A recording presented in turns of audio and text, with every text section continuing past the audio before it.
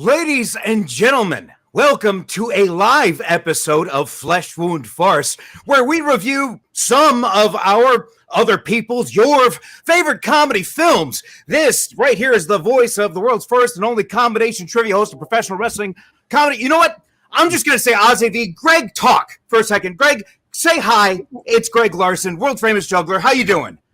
I'm doing all right, Ozzy. How are you doing, man? I'll explain in just a second. I figure we should at least do the trailer first. Todd, Fleshwood producer, how are you? I'm doing good. I'm going to remind you, we are up for Horror Podcast of the Month. So if you have not already, vote for us. The link is in the description. All you got to do is type Flesh Wound Features, and we appreciate it. Please like, share, subscribe, all that fun stuff. Ozzy, do you have anything on your mind tonight? It seems like I will get to that in just a few moments, but right now I should say that this week in this live episode, as per requested, as per voted on the Patreon fans of Flesh Wound Radio, we are discussing the film JOYSTICKS, rated R, released on March 4th, 1983. Todd, do you have the trailer for this film? JOYSTICKS.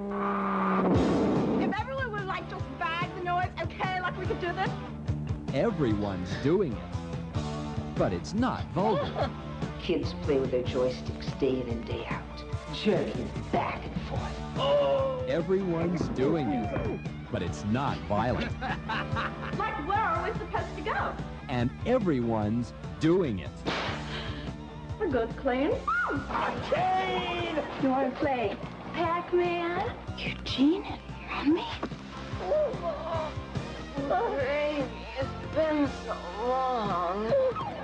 JOYSTICKS. You and I have something in common. We both like to hang out in public bathrooms. No. Prepare yourself. I would like you to meet Simba. A film for people who are totally into fun. Strip video? You got it. Games. Oh, damn it! And good times. You're running a garbage dump in here, and I intend to do something about it. You will not go to the arcade again, right? If I want to go to the arcade, like, I am going to go. Okay. Just for the fun of it. If you win, I'll close the arcade down. It's more fun than games.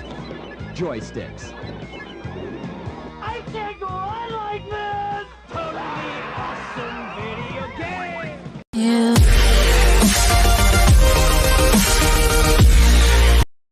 Okay, yeah, don't forget to like the video, whatever that was from. Todd. That awesome soundtrack. You know, there's a moment where one of the characters yells towards the end of the trailer, "I can't go on like this." And that hit about at the 26th minute of the movie. I'll get into that momentarily, but just to explain my initial thoughts here, when we first jumped on, I literally just finished watching this 20 minutes ago, and I immediately jumped on here, and there was a noise coming from somewhere, coming from one of my areas, whatever, coming from Flesh Wound producer Todd or world famous juggler Greg, wasn't sure. It sounded like a vacuum. And when they're like, "What's that noise?" And I thought, well, I just finished the movie and the reverberance of it sucking is still somewhere in the ether. And that's what something is picking up. Those are my initial thoughts. Greg, how about yours? Well, Ozzy, I don't understand why you don't like this movie so much. I mean, it was fun. So maybe you should learn to live a little. Okay? I'm not sure who it is exactly, but I had my eyes closed and you reminded me of somebody from South Park. I'm pretty sure it was the blonde. Now, what's so sad is who Greg is referring to is actress Corinne Boer. The noise of the stick entering. Yeah. Interesting. Now, she plays Daisy. Of course, Dan's going to do that right. Anyway. Yeah, say it right, Ozzy. Okay, anyway. Corinne Boer, she plays Laura in Police Academy 4. Yes. She had a very over-the-top valley girl accent, and that must have been direction.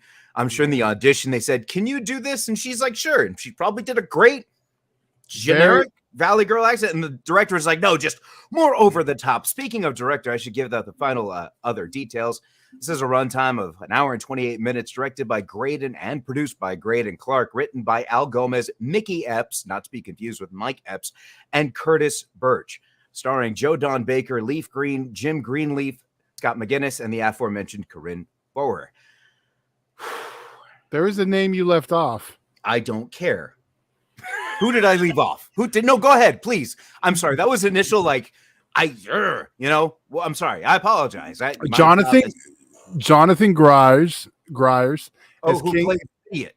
King Vidiot, who went on to the biggest roles. He pops up in horror films, but Uncle Rico in Napoleon Dynamite.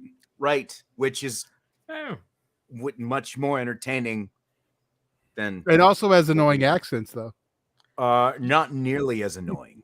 So that OC accent, though, like, I was wondering that Valley Girl accent, it really bothered me because it wasn't right. And I wondered, why does it sound familiar, though? And then I was like, oh, that's totally the SNL sketch of the OC.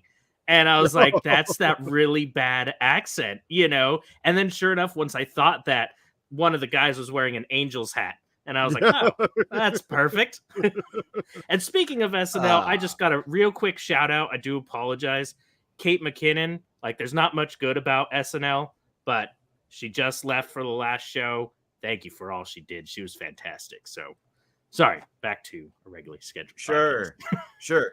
However, I think at the time, I'm not sure about this, but in 1983, I believe the Angels were still playing in Los Angeles. Like, they were sharing, because the time they filmed The Naked Gun, the Angels were playing in Los Angeles at the time. I believe. I don't know. Yeah, maybe they were the California Angels. Or at least the inside was Dodger Stadium. That's what it was. The outside was Angel Stadium. Outside. Yeah, they were always Anaheim. I apologize. I apologize. The Patreon audience voted on this piece of garbage to be talked about and discussed, not a brilliant piece of cinema like Naked Gun. Well, let me pause it right there. I'll tell Greg this. This does factor in. We and Ozzy were both at an event a couple of weeks ago, and I told him the voting was close. I was like, if there's a tie, I'll do some kind of tiebreaker. And Ozzy said, oh, no. If we tie, we'll do both. So, I said because it would be the fair thing to do. I was going to do the fair thing and do a tiebreaker and let our viewers pick. But Ozzy, the straight up guy, said, nah, we're going to do both. Do you regret your choice, Ozzy? You'll tell me in a week or two. Here, let me tell you this. I believe Ozzy and I both equally dislike baseball. And the fact that we both started talking about baseball while reviewing this podcast, I think shows Ozzy regrets this. Clear indicator. But Greg, would you read this for me? Ozzy's rage comes from all the failures from his beloved Oakland Raiders. Are you Los kidding Angeles me? Raiders, or Oakland again, or the Las Vegas What does this Raiders, have to do with anything? whichever place they're at this year. What? You people are insufferable. Okay, and please go like and vote. Listen, okay, whatever. My favorite part of this thing was let me just go over some notes here, and these are even like favorite moments. He's like, first off, it even says in the trailer he refers to his penis as Simba. This is before the Lion King. Why? That's just so weird. And I highly doubt there's anybody watching this that previously worked at the Disneyland Resort, the character department. But I'm sorry. This main character looked like a cross between Sean Astin and Josh Booth. I apologize to Josh Booth. Anybody from Disney knows what I'm talking about?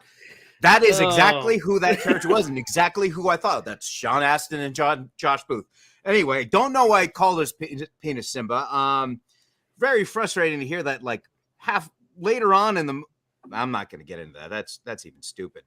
They never call the police until half an hour in. And a special city council meeting over this whole thing. God, I think this is like a descent into madness as I'm reading these notes, because it's like I don't even want to. I know how stupid they are. I don't want to give them life. But first off, the sorority girls take the dude's pants, right? They show up to the arcade with the pants, And then later on, like 10 minutes later, the guy says, hey, I heard what you did yesterday. Why didn't they tell you when they first walked in? They walked in with a pair of pants. Why do you got a pair of pants? Oh, we just stole from these, whatever. They took a photo. Why wouldn't they tell that story when they walked in? What's the point? God, so stupid. Maybe taking What? pants is a regular thing. And Oh, they're like, God. NBD, you know, it's cool. We'll tell that story later. And you know what? Spoiler alert, this came out in 1983. That's almost 40 years ago. I'll just say this right now. There was a point when there was a plan for these cousins to steal the arcades. And one of the main characters heard that they were going to steal the arcades. He's like, we should call the police. He says, no. I have a better idea. And that's when I had that line from the trailer that said, I can't go on like this. Because if they called the police, I thought, well, they could trap the guys in the maybe that would be a better idea. They could trap the guys there, then call the police. Hey, you're caught red-handed. No. They let these guys load up all the games onto the truck. Every single one. Have you never seen an 80s movie, Ozzy? No. Let me finish. Yeah, okay. Let me finish. Then they siphon the gas. Okay, I get it. They want to leave them stranded. And then as they get the gas, within this amount of time, they're able to unload every single game that they took off.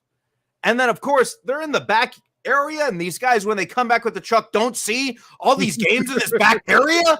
It's like I'm watching a high school play. That level of suspension of disbelief should only come. Actually, not even high school. My high school drama teacher would even scoff at that. That's got to be shut up, Dan. God, that's like junior high stuff. That's just Lord. And I thought to myself again, if they had called the police, the movie would be over because they could get a restraining order against the dad. Problem solved. And then the second worst thing that made me say I can't go on like this was the moment when this Vidiot guy was bribed by the antagonist to cause a commotion and ride these tiny motorcycles inside the arcade because that'll teach him, that'll show it's a real hellish place. And he, as in front of the journalist, says, hey, thanks for the wheels. And she asks, what was that about? And he says, oh, no, he's from the asylum. Like, oh, okay. And what's even worse is 10 minutes prior to that scene, he even says, this is the worst case of shoddy journalism I've ever seen. What the hell is going on here? Fair to say it was Griggs, the you have a best favorite case part? of shoddy journalism. I've said everything I want. Everything I wanted to say about that, I've said. Greg, what was your favorite part? So the intro song was something special. That's for sure. But I do have to say there's a moment where at the end they're like, Eugene has a problem, and the old guy's like, that's obvious. Somebody has to get this boy laid. I was just like, it's so dumb. That I love. So this was one of those movies that for me, at first, because I'd never seen this or even heard of this film before, I was like, okay, let's go on this ride. And at first with that intro song, I was like, that's pretty dumb. And then but it's ridiculous. And I go, let's keep it going. And then it kept getting even more dumb and ridiculous. I go, all right, I'm on board. And it went into that Lost Skeleton, not as good as Lost Skeleton, but that level of I'm okay with this because it's ridiculous. What are you talking? And I'm just like, Big T, you said I'm on one tonight? Yeah, the problem is that I'm not on one. I wish I had something to be on because I'd be in a much better mood right now. What do you mean not as good? I mean, they're both pieces of garbage, but whatever. That's like being the nicest guy in prison, whatever. Go ahead. God. Yeah, I'm glad someone has sense on this show. I feel we need to have a trigger warning for Ozzy sometimes. The thing with this is, I mean, if you come down to the core of it, it's the Little Rascals, let's save the whatever trope, let's save the rec center, and just with the video games. But I mean, it's that 80s feel. Yeah, it's over the top and things are dumb, but that's the fun of it. Right, exactly. So what was your favorite moment? Fun. I'm going to continue being the host of this thing. What's your favorite moment, Todd? Greg gave his. What's yours so we can move on? I will tell you my favorite line is when King Vidiot is with Joe Don Baker and they're talking, and he mentions, I hope you're half the idiot I think you are, and his response is, I am the half the idiot you think I am.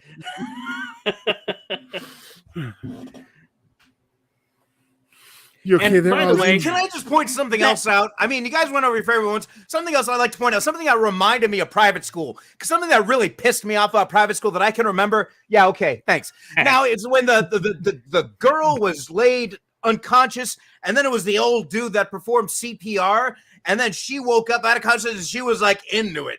And then, like, they walked off together. I'm like, who the wrote this thing? Here, you have a dude who hasn't changed his clothes the entire movie. So who knows if he's bathed? I know the kind of personality. Now, here he is on this couch, has been farting the entire time, and oh, yes, a horny mom is going to just jump all over him. Oh, it's my dream come true. This guy, my dream, give me a fucking break. And no, that's not live editing on Todd's part. That's editing that I'm doing because I know we're live. First off, like when you see who her husband is, you're kind of like, I get it. But also, she did have that moment where she was half asleep and the guy was on top, and like, you kind of had that classic 80s rapey moment, you know? So that was fun too. She even wants it in her sleep. So, I mean, it's kind of who she is. All right, the rating that I Wait. have for this should, oh my, what? We What? have a female perspective. Ozzy, would you read that for us? Some laughter. As a woman who grew up in the 80s, that stuff was the norm. I'm not arguing that it wasn't the norm. I'm arguing that it was stupid, and I'm just pissed that I had to waste 89 minutes of my life with that. So you're not going to recommend? No, hold on a people second. to And just like, no, it's not. No, just going back to what made me say I can't live like this. I'm sorry, Todd, but going back to the point, there was the two moments where the first one was them not calling the cops when they knew the guys were going to steal their guy, and that could have solved the entire movie. It's like when they had the Spider-Man No Way Home or whatever, and they asked Doctor Strange or whatever. He hates moms. Okay, whatever. I love moms. Whatever. Mother's Day, we did the So you're into bad moms. Ozzy? Anyway, Is shut that up. what you're No, saying? I'm not done. So, damn it, I lost my goddamn train of thought. It doesn't matter. This was a piece of crap. I love live shows. He is cranky tonight, Dad. It should be obvious why. It's not like, oh, what's got Ozzy in such a bad mood? I'm just waiting for the show when he has to defend the same antics on a movie he likes. I'm willing and ready. Look, and Because here's that was the thing. point. No, hold on. That was the point. If that stuff was, I'm not arguing about the way people, but hey, but like not calling the cops when you knew you could catch the people and just right there, it would end the movie. Like I was saying, like in Spider-Man No Way Home. Hey, could you forget? Yeah, okay, thanks a lot. Right, that's not too far from the truth, except you are missing a true ingredient there. I'll even be tested for that. It's just a lot of caffeine is what it is. Anyway, the point that I was getting to, the Spider-Man No Way Home. Could you make people forget I was Spider-Man? And then there was all the memes that came out that said, make Thanos forget about the stones. And that would have been the end of the movie, right? Right. Same kind of thing here. Call the cops the first half hour, movie's over. No, let's wait to call the cops in the last half hour. Here's the thing, though. I knew, not to say, Ozzy, not to say that you're an old man or anything, but I knew a younger Ozzy who had even more convoluted, ridiculous ideas on how to do things. There were some theories and some ideas, granted, never put into action, but still the mind of Ozzy V that I think if younger Ozzy was watching this, he might be like, it's brilliant. No. You're just old curmudgeon Ozzy. You know, for the amount of years that we've known each other, I will go against my own personal desire. So even when I was younger, I'd be like, I might enjoy this, but I understand it. Stupid. So stupid. It felt like it could go with private school. Like this could have been like in the same private school universe. Just because it's a little rapey. Well, they even talk about you have a bunch of minors here in their pajamas. Like, well, this is awkward. I knew Ozzy was going to call that. But it was at least pajamas. Yeah. They were like naked. Yeah, it's true. No, the nudity you saw at the beginning, they just graduated high school, so it's, I mean, that's what you have to assume because It's fair they game. had to put Like, that there's line a about line. them getting into the sorority, or else otherwise the test audiences assumed they were in high school. Could you imagine that? You don't imagine that seriously, like Todd, you and I have been to have test us imagine screenings. underage Like girls? you write notes. What notes do you have to say about the film? Well, the two girls that were they in high school because they kept flashing the camera. Is it high school stuff?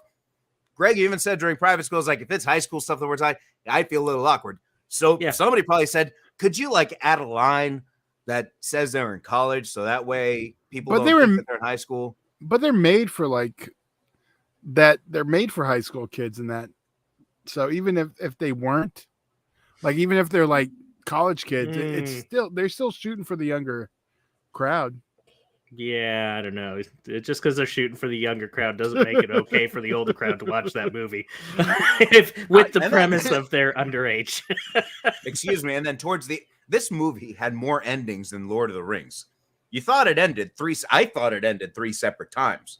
And after the 2 endings, there comes a little extra backstory that you wouldn't expect to have. It was like, just in case you missed any nudity, here's a little bit more. Not as many endings as Private School, though. Oh, Lord. I'm genuinely happy there's no Private School 2.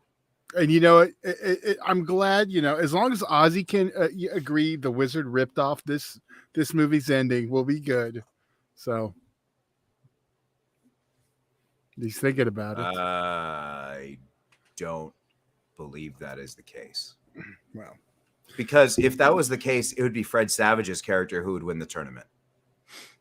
I didn't say it was exact. They had to change it a little. Come on. Like Transformers and Independence Day. Yeah, there you go. That's fair. All right. No, they're like, you know, if this movie was good, we might have something. If this movie was mediocre. Okay, I'll take that. Okay. No, you guys got to give your ratings. Can Greg go first? What do you Well, I mean, this movie wasn't good, but I enjoyed it. Like, that's for me, like, if we're starting to do this thing where it's, did we have a good time? First and foremost, the idea that there's a world out there that everyone thinks video games are awesome. And like, that's a great world for me. Like, I think that's amazing. And I'd love to live in that fantasy world. But it was entertaining. It was fun. I can't give it a great score, but I'm going to give it at least a 3.5. I enjoyed myself. I had fun. Like, I had a few good laughs, and all the games and such made me very nostalgic. I'm an OG gamer, so yeah, it's given a 3.5 for me. Well, I think Ozzy's going crazy now. I love this one. It's from my childhood. It takes me back. The arcade, I miss going to arcades like that. I mean, now we can go to some that you can drink at, but it's still different. I'm going to give this. Sorry, Dan, it's not getting a 5, but I will give it a 4.5. Yeah, I rate off my enjoyment. There you go. Ozzy quits. Ozzy's quitting. That's it. See that hole? Where do you think that came from? So what's your rating, Ozzy? 4.5. Oh, you too? Sweet. So that's a 4.5 from Ozzy, a 4.5 from me. I'm surprised I'm the lowest rating. I know. Okay, he says 4.5 twice, so that's the 9 from Ozzy. Is there anything else? Your ghost gave it a 4.5 too. Well, we actually have a question I'm going to bring up from the Daily Ghost. What movies does Ozzy find as good stupid fun? Spaceballs. Okay. One Crazy Summer. I mean, we reviewed some of these. Some that we're going to review Hot Shots next week. I mean, sneak peek, that's good stupid fun. for some. The problem, here's the thing, is that when it comes to movies like these, movies like Private School, is that I feel a lot of it's half-assed or the focus is in the wrong direction. Perfect example for Patty's Valley Girl accent.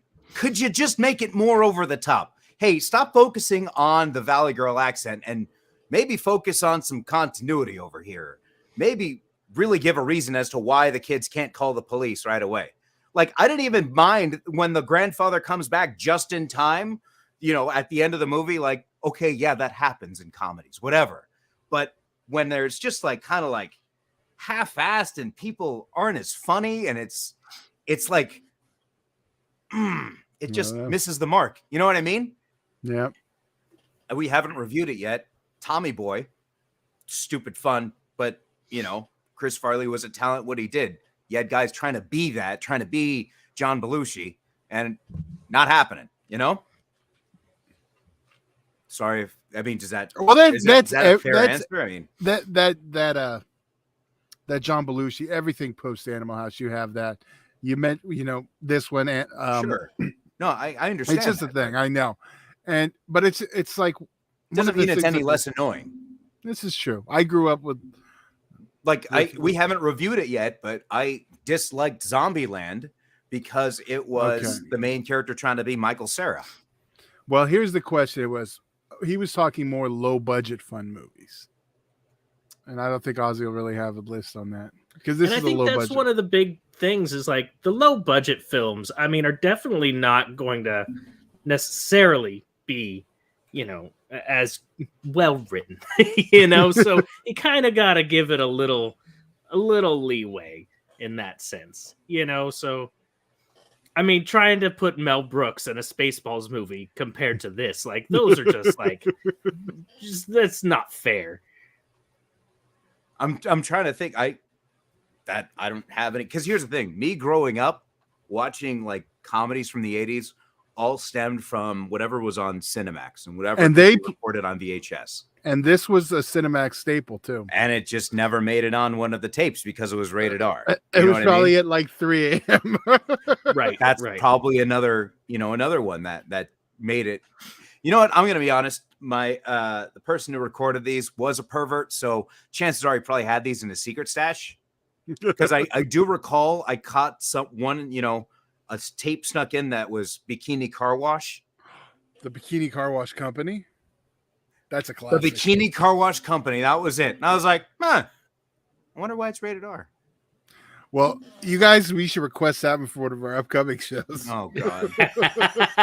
And that will definitely be a not safe for work film.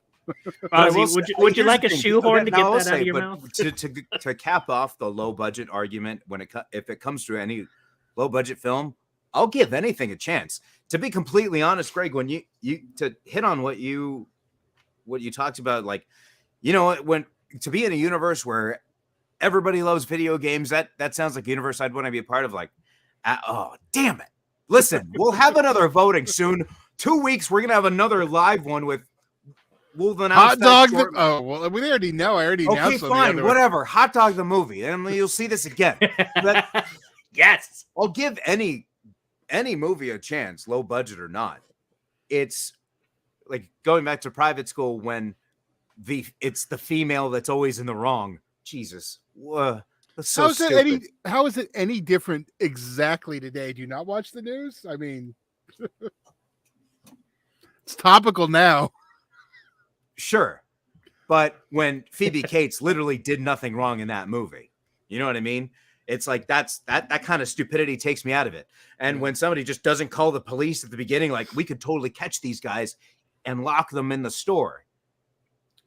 In all fairness, in your like late teens, early 20s, when was your idea call the cops? Like, I'm sorry, like me, it was like, how can we get revenge? If my grandfather left me in charge of an arcade, I wouldn't want to do anything that would mess that opportunity up, because the thinking would go, someday I'll own this. Someday he's going to pass and he's going to leave this to me. So I'm not going to do anything now to make him believe I shouldn't be left without this. That's what would go through my head. So your thought is, I need to show that I can call someone else to get the job done. Shut up. I'm not Don't do that. I know you're trying to myself. manipulate. No, you're trying to manipulate me. Whatever. Don't do that. That's stupid. I know what you're trying to do. It's not going to work. I think it just did. Shut I'm up. gonna say the same thing. What? No, it didn't work. Calling the police first 25 would have made this just a quick TV show pilot. Is there anything else? Do we have any other questions? Or can we like sign off? No, I'm just reading the comments of all of our requests and fun stuff. Hollywood Hot Tubs 2. Oh, I think the question was more like any like guilty pleasure low budget comedies that you can think of that you like. I'd have to go through a list because here's the thing: I'm much more entertaining. Double feature? You want me to have a coronary? What's going on? God, I think this is the Can You Kill Ozzy series. it probably is. So listen, I am much more forgiving when it comes to action. Like I can watch a terrible action movie, and as long as it has the explosions, that's good. And maybe that's just not how I'm wired with comedies because it sounds like with you guys, as long as there's laughs, it's good. And that's probably the majority of a lot of people out there. So maybe it's good that there's this perspective here that goes along with your guys' perspective that appears to be the norm, if that's fair to say.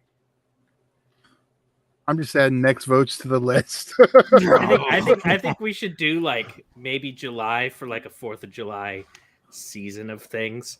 Just do like a hot dog month, so we could do like hot dog the movie, sausage party, like, and then like add some more. We have Hamburger the motion picture. There we go. There we go. You're a liar. No, I'm not. It's another classic. Oh God. Oh no. You said another classic. We'll make it Arby's month. We have the meats. I will tell you, there is a shot with Hot Dog the movie. You might have fun. I really do think there is a good shot.